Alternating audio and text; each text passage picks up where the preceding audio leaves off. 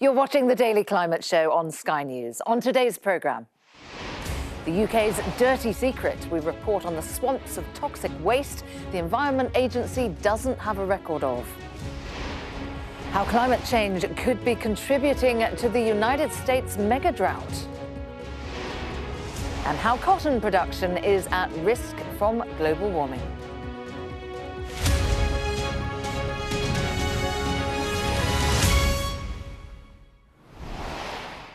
Hello and welcome to the UK's only daily climate news show where we track the changes happening to our world right now and we meet those developing the solutions.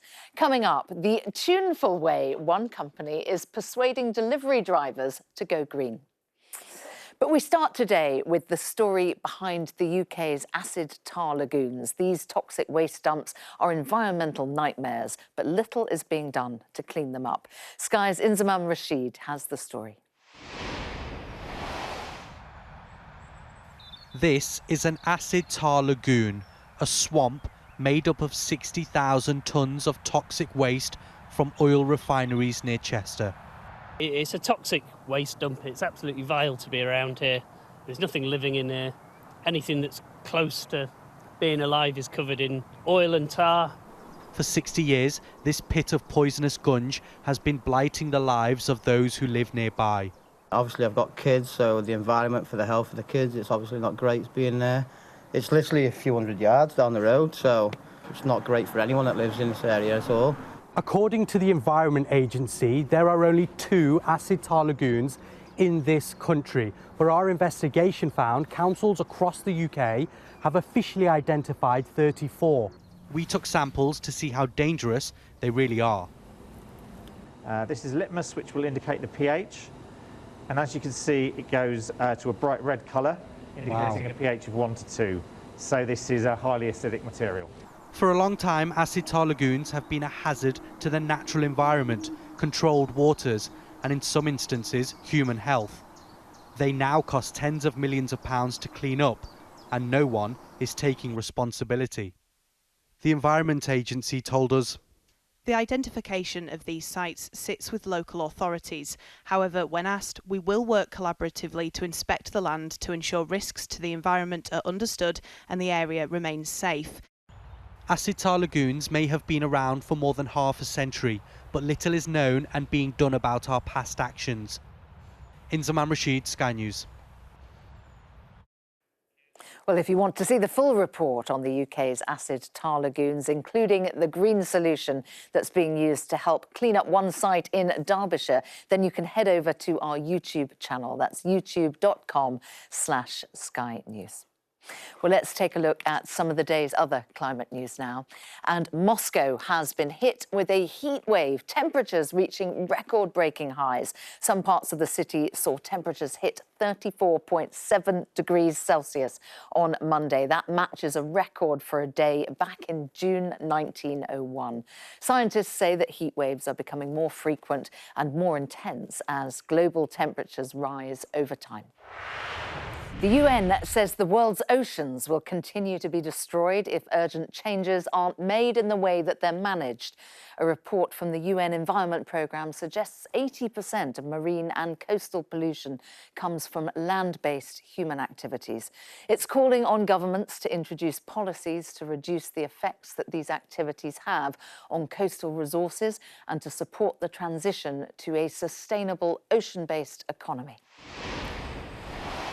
Marine workers in Taiwan have started cleaning up an oil spill off the country's southwest coast. State-owned CPC Corp said that the leak occurred at its refinery in Tallinn on Tuesday morning.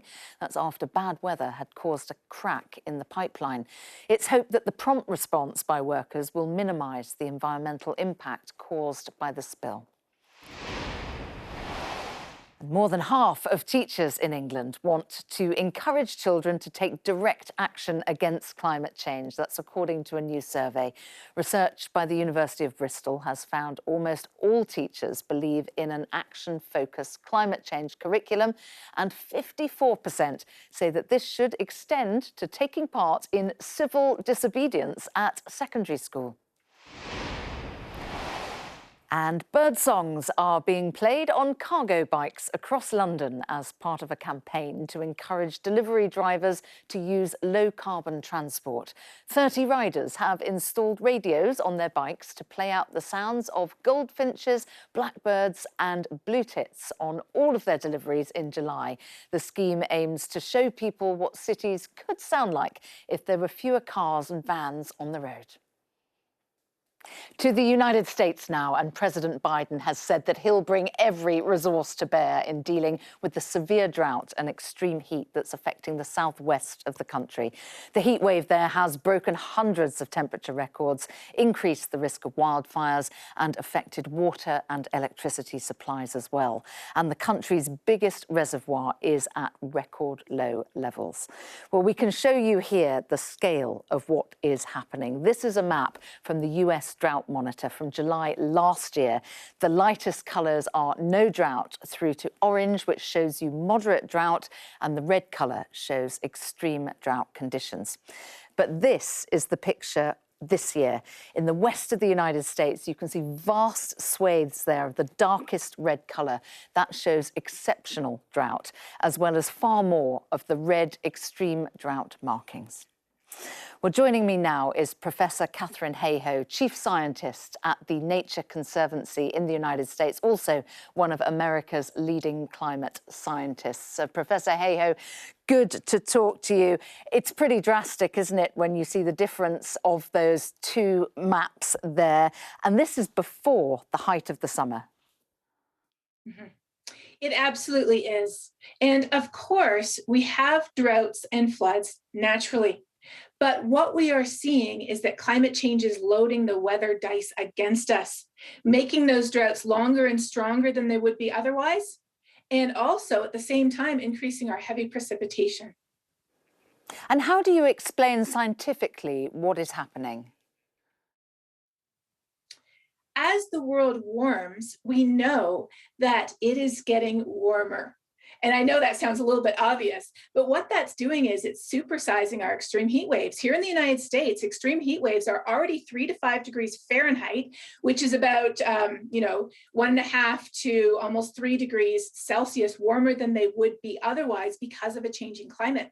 So when a drought comes along, that drought and heat reinforce each other, building up a stronger ridge that directs storm systems away from the region, leading to hotter and drier conditions than we would ordinarily have. It's been long forewarned, hasn't it, by scientists like you with your modelling. Have you been surprised at how quickly it's taken hold? It's no surprise what's happening, but the surprise is how quickly we are seeing it happen with our own eyes in the places where we live. Today, we can no longer say climate change is a future issue. Wherever we live here and now, we are seeing its effects, and they are affecting our lives. It's not only about the polar bears, the ice caps, and sea level rise. It is literally about the food we eat, the air we breathe, the water we drink, the safety of our homes. We're looking at incredibly high temperatures. If this kind of thing continues, do you see parts of the world that effectively become unlivable? It would have to progress considerably before we could see large parts of the world that would become unlivable. But that is possible if we don't heed the warnings today. But these warnings are loud and clear. Climate is changing and humans are responsible. We've known that for over 100 years. We also know now that the impacts are here and now, but that there are solutions. There truly are solutions that can wean us off our addiction to fossil fuels, that can help stabilize climate, that can put carbon back into the soils and the trees and the ecosystems where we actually want the carbon instead of up in the atmosphere where we don't, and that help us reduce our energy use, save money, and provide clean energy to the hundreds of millions of people who don't even have electricity today. There are real solutions, and those solutions are good for us. And that is an important pairing with the risks. Professor Katherine Ho, thank you very much. Thank you for having me. Now, cotton makes up 31% of all the fibre that's used in the textile industry worldwide, and the sector directly supports the livelihoods of hundreds of millions of people. But half of all cotton-growing regions face severe climate risks by 2040 if carbon emissions continue to increase. That's from the first ever global analysis of climate risks to the industry. Here's everything you need to know about those findings in 60 seconds.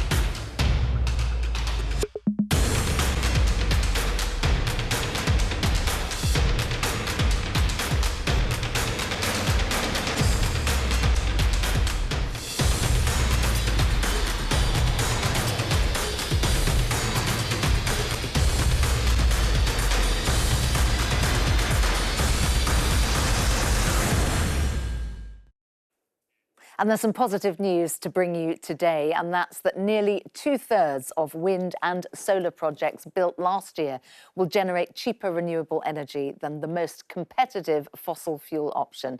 The International Renewable Energy Agency says that the cost of renewable technologies is falling every year, with onshore wind power 13% cheaper in 2020 than it was in 2019. In less than a decade, the cost of large-scale solar power has fallen by more than 85%. And according to the Director General of IRENA, renewables are now the cheapest source of power. Well, here on our data dashboard, you can see the real-time power mix for electricity in Great Britain today. Currently, you can see that 47% is coming from fossil fuels, 35% from renewables, and 18% from nuclear. Well, that is everything from us for today. On the Daily Climate Show tomorrow, I'll be speaking to the founder of the restaurant chain Oaxaca, Thomasina Myers, about how changing the way we farm could help to save the planet.